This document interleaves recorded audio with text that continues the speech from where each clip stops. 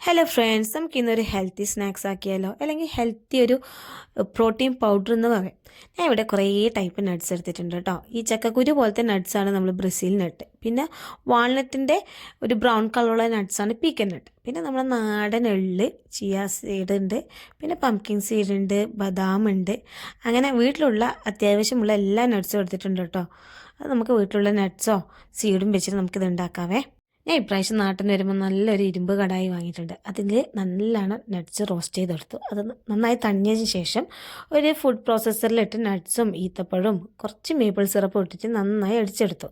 ഇത് കുറച്ചും കൂടി മേപ്പിൾ സിറപ്പ് ഇട്ടിട്ടുണ്ടെങ്കിൽ നമുക്കിതിനെ ലഡു ആക്കി എടുക്കാം. ഞാൻ അധികം ഇട്ടിട്ടില്ല. അങ്ങനെ നമ്മൾ നട്ട്സ് പൊടി ഇവിടെ റെഡി ആയിട്ടുണ്ട്.